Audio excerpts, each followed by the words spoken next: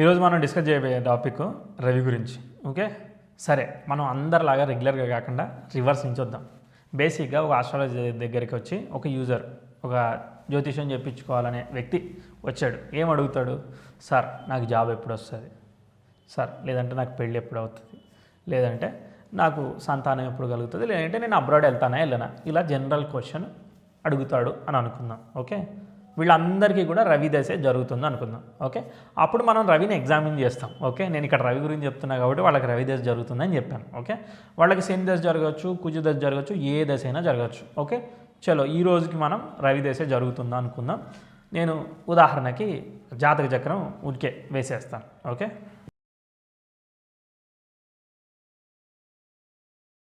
Okay, నేను ఉదాహరణకి కర్కాటక లగ్నం తీసుకున్నాను. లగ్నం అంటే ఏంటో చెప్పాను, అది సూర్యోదయం బేస్న క్యాలిక్యులేట్ చేస్తారు. ఆల్రెడీ వీడియో ఇంకోటి చేసాం. ఆల్రెడీ ప్రతి బేసిక్స్కి మనం ఆల్రెడీ వీడియోలు చేసాం, డౌటే లేదు. మనం సెర్చ్ చేసుకుంటే అన్నీ దొరుకుతాయి. ఓకే, ఇప్పుడు కర్కాటక లగ్నం తీసుకున్నాం, రవి దశమంలో ఉన్నాడు. ఓకే, ఇది మనం అనుకుంటున్నాం, కానీ వాడికి బేసిక్గా కొంత తెలుసు అడిగేవాడికి. ఓకే, నాకు రవి 5లో ఉన్నాడు సార్, నాకు 6లో ఉన్నాడు, లేదంటే 10లో ఉన్నాడు, ఇప్పుడు చెప్పేయండి నాకు ఏమవుతుందో నాకు తెలియాలి అన్న బిహేవియర్ ఉన్నది. ఓకే, ఇక్కడ కొన్ని కండిషన్స్ని మనం బేసిక్గా అబ్జర్వ్ చేయాలి. ఓకే, రవి ఎలాంటి గ్రహం? చాలా రాయల్ ప్లానెట్, కింగ్, ఇదంతా మనకు తెలిసిందే. బేసిక్గా ఆ గ్రహం ప్లేస్మెంట్ ఇక్కడ ఎన్ని పారామీటర్లు ఉన్నాయంటే, అది ఏ రాశిలో ఉంది, అది ఏ నక్షత్రంలో ఉంది, అది ఏ పొజిషన్లో ఉంది, ఈ 3 పాయింట్లు ఇంపార్టెంట్. ఆ 3 పాయింట్లు రాస్తాను. ఓకే, ఓకే, ఏ రాశిలో ఉంది? మేషరాశిలో ఉన్నది. ఏ నక్షత్రంలో ఉంది? అశ్విని నక్షత్రంలో ఉన్నది. తర్వాత ఏ స్థితిలో ఉంది? 10లో ఉంది. ఈ 10 అనేది భావము లేదంటే పొజిషన్. ఓకే, దాని గురించి ఆల్రెడీ మనం అన్నీ డిస్కషన్ అయిపోయింది కాబట్టి ఇప్పుడు ఇవేమీ మనకు చెప్పలేదు, నేను ఊరికే ఇక్కడ ఇవి సిగ్నిఫై చేశాను. ఓకే, ఇప్పుడు ఏ లగ్నానికైనా కూడా ఒక పారామీటర్ ఉన్నది. 1, 5, 9 స్థానాలు అనేవి మంచివి, లక్, తర్వాత అవన్నీ మీకు రిజర్వ్, నువ్వు ఏం చేయకుండానే ఈజీగా వచ్చేసేటివి. ఓకే, సో ఇప్పుడు మన దశానాథుడైన వాడు రవి కదా. కర్కాటక లగ్నం అనుకున్నాం. కర్కాటక లగ్నానికి రవి మంచివాడా కాదా? వీళ్ళని 2 రకాల పార్టీలుగా మనం డివైడ్ చేసాం. గురుపాలిత గ్రహాలు, శని పాలిత గ్రహాలు ఉన్నాయి. శని, శుక్రుడు, బుధుడు, రాహు, వీళ్ళందరూ ఒక సెక్టర్. రవి, కుజుడు, చంద్రుడు, గురువు, వీళ్ళందరూ కూడా, కేతువు ఇటు సైడ్, వీళ్ళందరూ ఒక 5, వాళ్ళందరూ 4, 9 గ్రహాలు అయిపోయాయి. ఈ సెట్గా డివైడ్ అయిపోయాయి. ఇప్పుడు రవి మంచివాడే కదా. ఉదాహరణకి రవి కర్కాటక లగ్నానికి మిత్రుడే కాబట్టి ఆ ద్వితీయాధిపతి వెళ్ళి దశమంలో ఉన్నాడు. ఓకే, మనం అశ్విని అనుకున్నాం, అక్కడ భరణిలో ఉండొచ్చు, కృత్తికలో ఉండొచ్చు.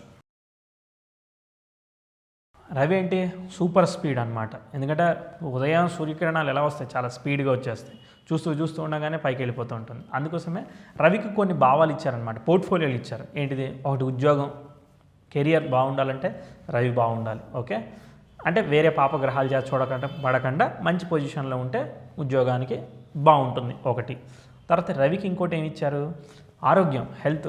మనం బేసిక్గా రవి ఆత్మకారకుడు, చంద్రుడు మనస్కారకుడు. రవిచంద్రులు బాగుంటే లైఫ్ అంతా బాగుంటుంది అనేది ఒక బేసిక్ ఫండమెంటల్ రూల్ అనమాట. ఓకే, ఇప్పుడు మనం పొజిషన్ని రకరకాల పారామీటర్స్లో అబ్జర్వ్ చేస్తున్నాం. నేను ఇంట్రడక్షన్ వీడియోలో చెప్పాను. ఏంటిది? ఒక షాపింగ్ క్యాట్ ఉంది, దానిలో మనం బ్రాండు, కలరు ఇవన్నీ సెలెక్ట్ చేసి మనం ఫిల్టర్ చేసాం. ఇప్పుడు ఆల్రెడీ ఇక్కడ ఫిల్టర్ అయిపోయింది, మనం రివర్స్ ఇంజనీరింగ్ చేస్తున్నాం. ఎలా ఫిల్టర్ అయ్యింది? ఏ బ్రాండ్ సెలెక్ట్ చేశాడు, ఏ నక్షత్రంలో ఉన్నాడు, ఏ గ్రహం ఏ రాశిలో ఉన్నాడు, లేదంటే ఏ గ్రహాలన్నా చూడబడుతున్నాయా, ఇలా మనం చూసి ఇప్పుడు వాడు అడిగింది, ఉదాహరణకు వాడు జాబ్ అడిగాడు అనుకుందాం. ఓకే, ఇప్పుడు రిజల్ట్ వస్తుందా రాదా అనేది మనం చెప్పాలి. ఆ జాబ్ ఎక్కడ అడుగుతున్నాడు? అబ్రాడ్ జాబ్ అడుగుతున్నాడు అని అనుకుందాం. ఓకే, ఇలా ఇంకా ఫిల్టర్స్ అప్లై చేస్తున్నాడు. లేదంటే నేను మార్కెటింగ్ జాబ్ అంటున్నాడు, ఇలా ఏదో ఒకటి అడుగుతున్నాడు. ఓకే, చూద్దాం. ఇప్పుడు రవిని మనం ఎగ్జామిన్ చేస్తున్నాం, రవి బాగున్నాడా లేదని. రవి మేషంలో ఉన్నాడు కాబట్టి బాగున్నాడు అనేది బేసిక్ ఫండమెంటల్, అదంతా అయిపోయింది. ఫాస్ట్ హారోస్కోప్ రీడింగ్లో చెప్పేసుకున్నాం. ఇప్పుడు రవి అశ్విని, భరణి, కృత్తిక ఏదో ఒక నక్షత్రంలో ఉంటాడు. సో ఆ పాసిబిలిటీస్ మనం చూద్దాం. ఆల్రెడీ నేను ఇక్కడ గీశాను కదా, అశ్విని, భరణి, కృత్తిక. ఓకే,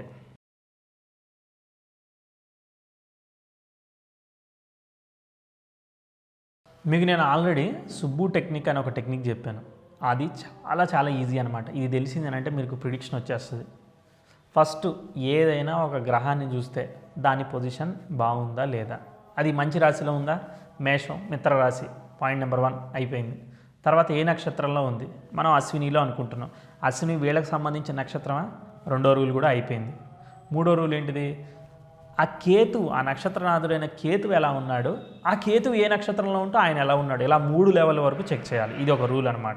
ఇప్పుడు ఈ కేతుని తీస్తున్నాను. ఓకే, కర్కాటక లగ్నానికి లగ్నాధిపతి అయిన వాడు ద్వితీయంలో ఉన్నాడు, మకా నక్షత్రంలో ఉన్నాడు. రవి వచ్చేసేసి మేషంలో ఉంటూ అశ్వినిలో ఉన్నాడు. అంటే రవిచంద్రులు ఇద్దరికీ పర్ఫెక్ట్గా ఒకే నక్షత్రంలో ఉన్నారు, వాళ్ళు బ్రహ్మాండమైన కోణస్థితిలో ఉన్నారు. ఈ నక్షత్రాధిపతి అయిన వీళ్ళిద్దరికీ ఒకే నక్షత్రాధిపతి కదా, ఆ నక్షత్రాధిపతి అయిన కేతు బ్రహ్మాండంగా లాభంలో ఉన్నాడు. అంటే అశ్విని అంటే ఏంటి, చాలా స్పీడ్ గుర్రం అనమాట, చాలా స్పీడ్గా వెళ్ళిపోవాలనే తత్వం అదంతా ఉంటుంది. రవి దశ జరుగుతుంది, స్పీడ్గా జాబు. తర్వాత రవి 10లో ఉంటే ఏంటి, రాజు, అంటే ఒక రాయల్గా అక్కడ మేబీ ఒక చిన్న ఎంప్లాయీ ఉండొచ్చు, కానీ అంత కంఫర్టబుల్గా వాడి కింద టీం మెంబర్స్ కావచ్చు, వాడిని ఎవ్వరూ డిస్టర్బ్ చేయకపోవడం కావచ్చు, వాడు అనుకున్నది అనుకున్నట్టుగా చేసుకునేది కావచ్చు, ఇదంతా కూడా రవి దశమంలో ఉన్నప్పుడు జరుగుతుంది. అన్నీ తన దగ్గరికే వస్తాయి. రవి దశమంలో ఉంటే రాజు దగ్గరికే కదా అన్నీ వెళ్ళాలి. సో కాబట్టి ఇది కర్కాటకం కూడా రాజు సంబంధించిన లగ్నం. దానికి తోడు మళ్ళీ లగ్నాధిపతి ద్వితీయంలో ఉంటూ ధనాధిపతి దశమంలో ఉన్నాడు. అంటే వృత్తిలో బ్రహ్మాండమైన గ్రోత్, పొజిషను, గవర్నమెంట్ సపోర్ట్ ఇలాంటివి దొరుకుతాయి అనేది కూడా మనకి క్లియర్గా అర్థం చేసుకోవచ్చు. తర్వాత మేషం ఏంటిది, కుజుడి యొక్క రాశి. ఓకే, కుజుడి యొక్క రాశిలో ఇక్కడ రవి ఉన్నాడు, చాలా ఇండివిజువల్గా ఉన్నాడు, చాలా కంఫర్టబుల్గా ఉన్నాడు, ఉచ్చులో ఉన్నాడు, అంటే సూపర్ అన్నమాట. ఓకే, ఇప్పుడు కేతు ఏ నక్షత్రంలో ఉన్నాడో చూడాలి. ఎందుకంటే రవి ఉన్న నక్షత్రాధిపతి కేతు కదా, ఆ కేతు వచ్చేసి రోహిణి నక్షత్రంలో లగ్నాధిపతి నక్షత్రంలో లాభంలో ఉన్నాడు. ఓకే, ఇక్కడ ఇంకొక పాయింట్, లాభంలో ఉన్నాడు మంచిది, అక్కడ సాటిస్ఫై అయిపోయింది మన కండిషన్. ఇంకా రూల్స్ని ఎలా అప్లై చేయొచ్చు, కర్కాటక లగ్నం చరలగ్నం, చరాస్థిర ద్విస్వభావ, చరాస్థిర ద్విస్వభావ అలా తీసుకుంటే చరలగ్నం అవుతుంది. చరలగ్నం అంటే మూవింగ్ అనమాట.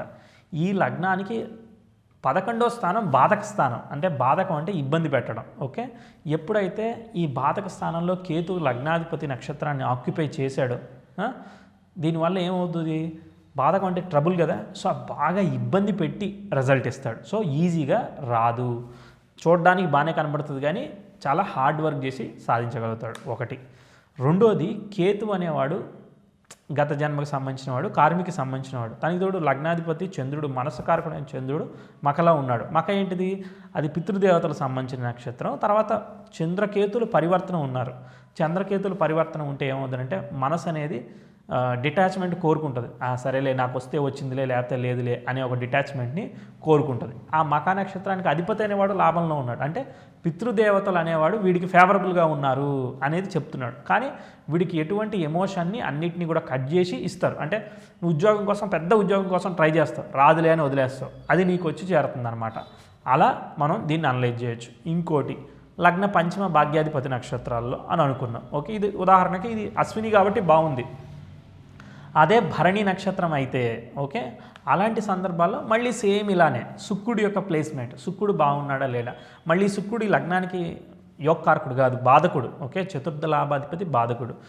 ఈ శుక్ర నక్షత్రంలో ఉన్నప్పుడు జాబ్ కోసం ఫారెన్ వెళ్ళాలని ట్రై చేశాడు అనుకుందాం. ఓకే, ఆ శుక్రుడు చతుర్థంలో ఉండడానికి అక్కడ వీల్లేదు, ఎందుకంటే రవి దగ్గరలోనే అక్కడ సంచరిస్తాడు కదా, సో అలా వీల్లేదు. అక్కడ 4th హౌస్ కూడా ఆపరేట్ అవుద్ది దాని ప్లేస్మెంట్ని బట్టి. తర్వాత అది 9వ స్థానంలో ఉన్నాడు అనుకోండి శుక్రుడు, అది ఉచ్చులో ఉన్నాడు. ఓకే, కానీ నెగేట్ అవుతూ ఉంటుంది. ఒక్కోసారి ప్రాబ్లం వచ్చినప్పుడు, జాబ్లో ట్రబుల్ వచ్చి జాబ్ పోవడం, ఇలాంటివి కూడా జరగచ్చు అనమాట. ఇలా మనం ఎగ్జామిన్ చేయొచ్చు. తర్వాత కృత్తికా నక్షత్రంలో ఉన్నాడు అనుకుందాం. ధనాధిపతి దశమంలో ఉంటూ స్వనక్షత్రంలో పొజిషనల్ స్టేటస్లో దశమంలోనే ఉన్నాడు. బ్రహ్మాండం కదా, ఇక ఎవరితో సంబంధం లేదు, డైరెక్ట్గా వచ్చేస్తుంది అనమాట జాబ్. ఇంకా మధ్యలో హడిలు, బ్రేకు ఇలాంటివి ఏం అవసరం లేదు. ఓకే, సో అక్కడ స్ట్రైట్ ఫార్వర్డ్గా వస్తుంది. కానీ ఈ అనాలిసిస్ అంతా కూడా ఒక 70% వరకు మాత్రమే. తర్వాత క్షీణచంద్రుడు, పూర్ణచంద్రుడు అని ఒక కాన్సెప్ట్ ఉన్నది. ఇప్పటి వరకు మనం ఏమేమి ఎగ్జామిన్ చేసామంటే, ఫస్ట్ మనకి దశానాథుడు ఎక్కడున్నాడు, ఆ లగ్నానికి యోగకారకుడు కాదో చూసాం. 159 లాడా, మిత్రుడా, శత్రువా అని చూసుకున్నాం. ఆ పాయింట్ నెంబర్ 1తో వెరిఫై చేసుకున్నాం. రెండో పాయింట్, ఎక్కడ పొజిషన్ ఉంది, 10వ స్థానంలో పొజిషన్ ఉన్నది. రెండో పాయింట్ కూడా సరిపోయింది బ్రహ్మాండంగా. అంటే 10 అనేది ఉద్యోగం అడిగాడు కాబట్టి ఉద్యోగానికి బ్రహ్మాండంగా టాలీ అయిపోయింది. తర్వాత మూడో పాయింట్ ఏంటిది, ఏ నక్షత్రంలో ఉంది, అశ్విని, భరణి, కృత్తికా నక్షత్రాలు మనం అనుకున్నాం. సో ఈ నక్షత్రనాథుడు బలంగా ఉన్నాడా లేదా అనేది వెరిఫై చేస్తేనే మనకి మ్యాటర్ అనేది సెటిల్ అవుతుంది. ఉదాహరణకి కేతువుని నేను ఇక్కడ లాభంలో ఉన్నాడు, అది రోహిణీ నక్షత్రంలో ఉన్నాడని చూపించాను. అదే కేతువు 12లో ఉన్నాడు అనుకోండి, కొంచెం ప్రాబ్లమేగా, అనుకున్నంత స్థాయిలో రిజల్ట్ రాదు. ఓకే, సో మిక్స్డ్ రిజల్ట్స్ వస్తూ ఉంటాయి, 50-50 రిజల్ట్స్. ఎందుకంటే ఆ రవి ఉచ్చులో ఉన్నాడు కాబట్టి కొంత రిజల్ట్ ఇవ్వాలి కాబట్టి కొంత ఇస్తూ ఉంటాడు. ఆ కేతు 12లో ఉన్నాడు కాబట్టి వచ్చిన డబ్బులు ఇన్వెస్ట్మెంటో ఏదన్నా ఖర్చు పెట్టుకోవడమో అలాంటివి జరుగుతూ ఉంటాయి. సో ఆ ప్లేస్మెంట్ అనేది ఇంపార్టెంట్ అనమాట. తర్వాత ఆ నక్షత్రనాథుడు అంటే ఆ కేతు యొక్క నక్షత్రనాథుడు చంద్రుడు అయ్యాడు. ఇక్కడ నేను రోహిణిలో పెట్టాను కాబట్టి చంద్రుడు అయ్యాడు.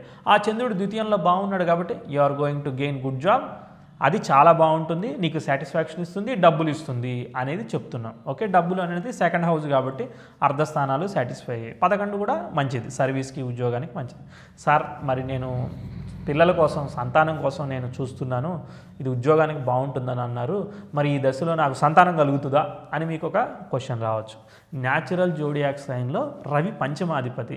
ఓకే, సో కాబట్టి పుత్రకారకుడైన గురువు కారకుడు అవుతాడు, రవి కూడా కారకుడు అవుతాడు. ఓకే, తర్వాత రెండోది దశము మనకు ఉద్యోగమే కాదు కర్మని గురించి చెప్తుంది. తర్వాత దశమం ఏదైనా రావాలి అని అంటే కర్మ అనేది బాగుండాలి కాబట్టి దశమం అనేది బాగుండాలి. అలానే 11వ స్థానం కోరికని నెరవేర్చుకునే స్థానం, ఫుల్ఫిల్మెంట్ ఆఫ్ డిజైర్. గ్రహాలన్నీ మొరబెట్టుకున్నాయట, మేము ఎక్కడుంటే బాగుంటాం, నీచంలో పడినా యోగించాలంటే ఏం చేయాలంటే 11వ స్థానంలో ఉండమని చెప్పాడు దేవుడు. సో 11వ స్థానంలో ఉన్న గ్రహాలు ఖచ్చితంగా రిజల్ట్ ఇచ్చి తీరుతాయి అనేది ఒక ఫండమెంటల్ రూల్.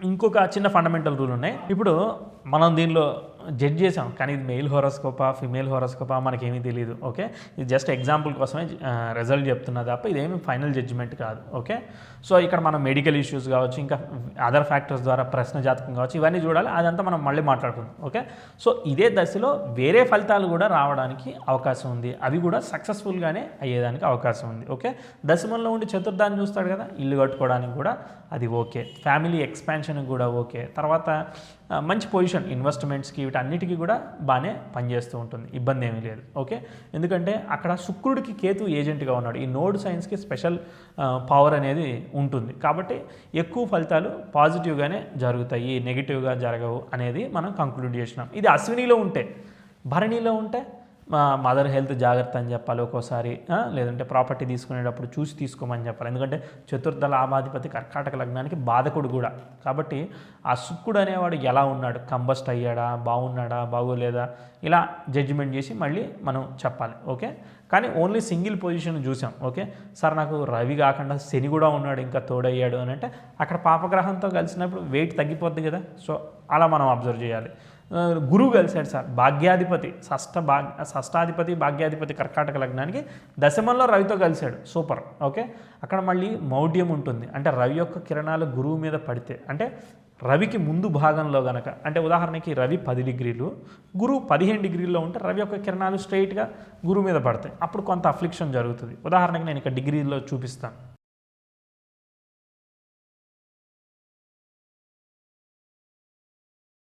10 నుంచి 15 డిగ్రీల వరకు రవికి అటు కానీ ఇటు కానీ గ్రహం ఉండకూడదు. ఒకవేళ వెనకాల ఉన్నా పర్వాలేదు కానీ ఇప్పుడు రవి ఇలా ఉన్నాడు, బల్బ్ ఇలా ఉంది, ఫోకస్ అంతా ముందుకెళ్తుంది కదా, సో అలానే రవి ముందుకెళ్తూ ఉంటాడు కాబట్టి రవి యొక్క కిరణాలు ముందుకెళ్తూ ఉంటాయి కాబట్టి రవి ముందు ఏది ఉండకూడదు. ఇప్పుడు ఫైర్ వస్తుంది, ఫైర్ ముందు ఏదైనా పెడితే బర్న్ అయిపోదా, కాలిపోదా, సో కాబట్టి రవి ముందు ఉండకూడదు, రవి వెనకాల ఉంటేనే బెటర్. అప్పుడు సపోర్ట్ అనేది, అప్పుడు గురువు యొక్క శుభకిరణాలు రవి మీద పడి అది పాజిటివ్ అవుతుంది.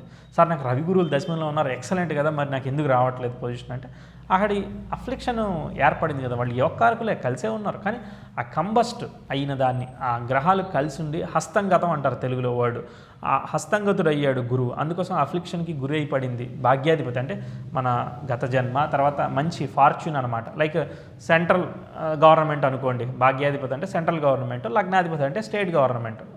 సో అక్కడి నుంచి రావాల్సిన సపోర్ట్ అనేది రాకపోవడం వల్ల, ఆ పాజిటివ్నెస్ లేకపోవడం వల్ల డిలే అవ్వడం, కష్టపడడం ఇలాంటివి మనగా కనిపిస్తాయి. సో ఇలాంటి దాన్ని కీన్గా అబ్జర్వ్ చేయకుండా జడ్జ్ చేయకూడదు. ఇప్పుడు ఈ నక్షత్రాధిపతులు కూడా మనం కీన్గా అబ్జర్వ్ చేయాలి, వాళ్ళు ఏమైనా అఫ్లిక్షన్కి అంటే వేరే పాపగ్రహాలతో కలిసారా, వాళ్ళు సరైన ఫలితాన్ని ఉన్నారా లేదా, ఇంకా మీ ఇష్టం. ఇక మీరు అనుకుంటారు నేను అష్టకవర్గ చూసుకుంటా సార్, నేను నవాంశ చూసుకుంటాను, మీకు నచ్చింది మీరు చూసుకోండి, నా అనాలిసిస్ మాత్రం ఇది, నాకు అది రిజల్ట్ వస్తుంది కాబట్టి నేను ఇదే ఫాలో అవుతాను. ఓకే, సో నేను ఏదైతే సక్సెస్ఫుల్గా ఉన్నానో అదే నేను మీకు ప్రజెంట్ చేస్తాను. ఓకే, ఇంకా మీరు ఏవైనా రూల్స్ తీసుకోండి, ఇబ్బంది ఏం లేదు. ఓకే, నేను ప్రోగ్రెషన్స్ వేదిక్ సిగ్నిఫికెన్స్ తీసుకునే కన్ఫర్మ్ చేస్తాను. అది నా లాజిక్. ఓకే, ఇది ఒక్కొక్కటి మనం నేర్చుకుంటే వచ్చేస్తుంది. ఓకే సార్, నాకు రవి 10లో కాకుండా 5లో ఉన్నాడు, 6లో ఉన్నాడు, ఇలా మీరు అనుకోవచ్చు. ఓకే, అక్కడ సేమ్ ఏదో నక్షత్రం ఎలా ఉంది ఏంటిది అనేది చూసుకుని మీరు రిజల్ట్ చేయొచ్చు.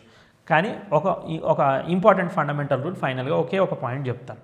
ఏంటంటే శుభగ్రహాలు అంటే గురువు కావచ్చు, శుక్రుడు కావచ్చు, పూర్ణచంద్రుడు కావచ్చు, శుభులతో కలిసిన బుధుడు కావచ్చు, వీళ్ళందరూ కూడా కేంద్రాలలో ఉంటే పాజిటివ్ రిజల్ట్ ఇస్తారు. అంటే 1, 4, 7, 10 స్థానాలు ఉంటే పాజిటివ్ రిజల్ట్ ఇస్తారు. తర్వాత పాపగ్రహాలు అంటే లైక్ శని కావచ్చు, కుజుడు కావచ్చు, రాహు కావచ్చు, కేతు కావచ్చు, వీళ్ళందరూ కూడా ఉపచయ స్థానాల్లో, తర్వాత అంటే 3, 6, 11 ఇలాంటి స్థానాల్లో మంచి రిజల్ట్ ఇస్తారు. ఓకే, ఈ భావాల గురించి ఒక చిన్న ఎగ్జాంపుల్ చెప్తాను, చూడండి.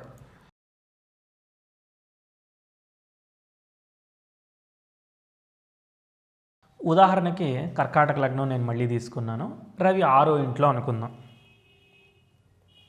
రవి 6లో ఉన్నాడు. ఆరోగ్యానికి కారకుడైన వాడు రోగస్థానంలో ఉంటే మేబీ ఆరోగ్యపరంగా కొంత డిస్టర్బ్ చేయొచ్చు. ఓకే, అవకాశం కూడా ఉంది. కానీ రవి 6లో ఉండడం ఒక రకంగా ప్లస్ పాయింట్. ఎందుకంటే ఇప్పుడు ఎదుటివాడి మీద విజయం సాధించాలంటే 6, 11 స్థానాలు మనం యుద్ధంలో విజయం సాధించే స్థానాలు అన్నమాట. ఇవి చాలా ఇంపార్టెంట్ స్థానాలు. ఓకే, 3 కూడా పనిచేస్తుంది. ఓకే, 3, 6, 11 స్థానాలు చాలా మంచి స్థానాలు. ఎదుటివాడి మీద విజయం సాధించడానికి ఈ పర్పస్లోనే. ఓకే, ఇప్పుడు చూడండి 6లో ఉన్నప్పుడు సప్తమం నుంచి వ్యయస్థానం అవుతుంది.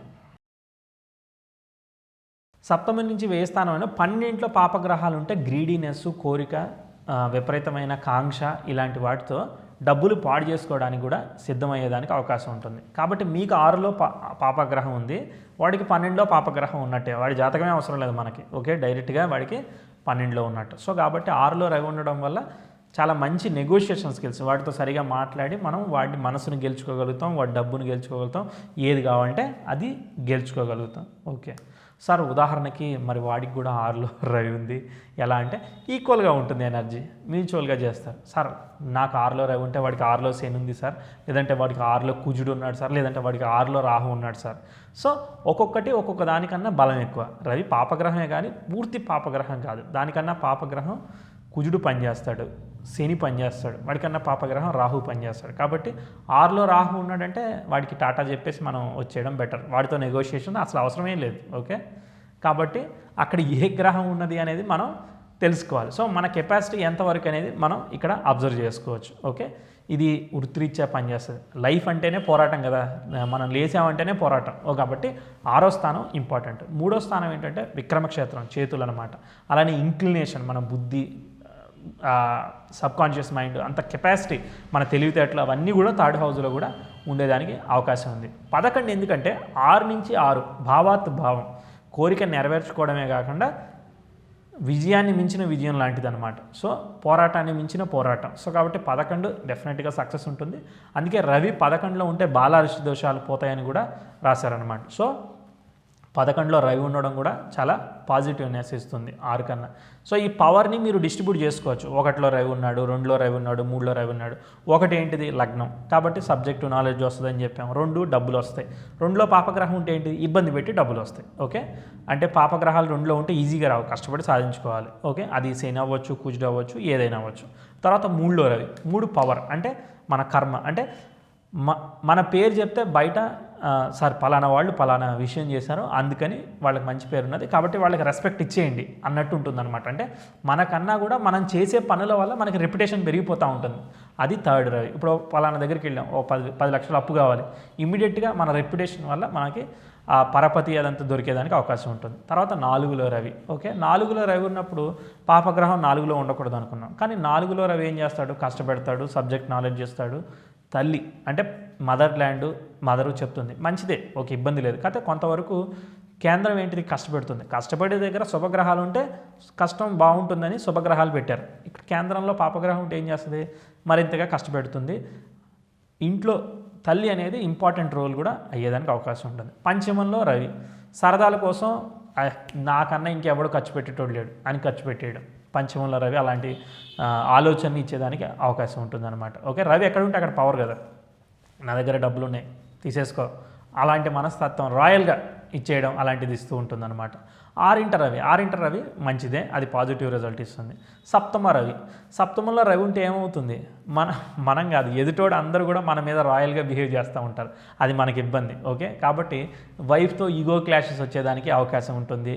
సామాజిక సంబంధాల్లో మనం ఈగో లేకుండా బిహేవ్ చేస్తేనే ఆ రిలేషన్ సస్టైన్ అయితే తప్ప మనం ఈగోతో వెళ్తే అది ఫెయిల్ అయిపోతూ ఉంటుంది. ఓకే, తర్వాత అష్టమం ఆరోగ్యం కదా, శరీరం కదా, సో అందుకోసం అష్టమంలో రవి ఉండకూడదు అంటారు.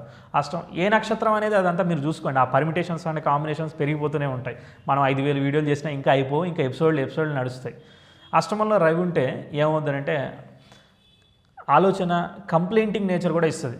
అరే ఆ రీజన్ వల్ల నేను చేయలేదు తెలుసా, ఆ రీజన్ కనుక లేకపోతే ఈ పాటికి నేను ఎక్కడ ఉండేవాడిని అంటే అక్కడ ఉండేవాడిని, అలాంటి ఫీలింగ్లన్నీ కూడా అష్టమ రవి ఇస్తూ ఉంటాడు. కంప్లైంటింగ్ నేచర్ ఇస్తూ ఉంటాడు. ఎంత తిన్నా బక్కగా ఉండేదానికి కూడా చేస్తూ ఉంటాడు. ఒక్కోసారి బాగా బాడీ ఓవర్ హీట్ ఉండేదానికి చేస్తూ ఉంటాడు. ఇలాంటివన్నీ కూడా ఈ ఉడుకు సంబంధించిన హెల్త్ కూడా ఒకసారి డిస్టర్బ్, ఓవర్ హీట్ వల్ల బాడీ ఇష్యూస్ వస్తాయి కదా, అలాంటివి ఇస్తూ ఉంటుంది. తర్వాత నెక్స్ట్ 9వ ఇంట్లో రవి ఎలా ఉంటుందంటే సబ్జెక్టు నాలెడ్జ్ చాలా ఎక్కువగా ఉంటుంది. కాకపోతే 9 ఏంటిది, అక్కడ శుభగ్రహాలు ఉంటే మంచిది. 9 కోణస్థానం కదా, కోణంలో కూడా శుభగ్రహాలు, పాపగ్రహాలు ఉండకూడదు, ఇబ్బందిని ఇస్తాయి. కాబట్టి ఓవర్ థింకింగ్, ఓవర్ నాలెడ్జ్, తెలివితేటలు ఎక్కువ అవడం వల్ల ఇబ్బందుల్లో పడడం, సరిగా మనల్ని మనం వాడుకోలేకపోవడం ఇలాంటివి ఇస్తాడు. కానీ సబ్జెక్ట్ ఇస్తాడు, నాలెడ్జ్ ఇస్తాడు. రవి 9లో ఉండడం, పాండిత్యం అవన్నీ ఇస్తాడు. కాకపోతే ఓవర్ నాలెడ్జ్ అది తెలివితేటలు అనమాట, దానివల్ల ఇబ్బంది ఇస్తూ ఉంటాడు. అలానే 9 పితృస్థానం కదా, పితృకారకుడు రవి, సో భావం డిస్టర్బ్ చేస్తాడు. కాబట్టి ఫాదర్తో రిలేషన్షిప్ కావచ్చు, ఈగో క్లాషెస్ కావచ్చు, నాకు నేనుగా ఎదగాలి తప్ప నేను ఎవ్వరి పేరు వాడుకోను, ఇలాంటి మనస్తత్వం బాగా బిల్డ్ చేస్తూ ఉంటాడు 9లో రవి. 10లో రవి సూపర్, దానికి ఇక వేరే డౌటే లేదు, 100% పాజిటివ్ రిజల్ట్ ఇస్తూ ఉంటాడు. నక్షత్రాధిపతులు కొంచెం అటు ఇటు ఉన్న దాదాపు రిజల్ట్ ఇవ్వడానికి ట్రై చేస్తాడు. తర్వాత మళ్ళీ ఆ రాశి కారకత్వాన్ని బట్టి మీరు చెప్పచ్చు.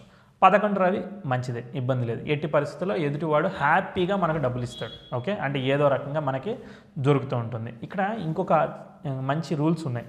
చంద్రుడు అనుకోండి ఫాస్ట్ మూవింగ్ ప్లానెట్, రోజు మారిపోతూ ఉంటాడు.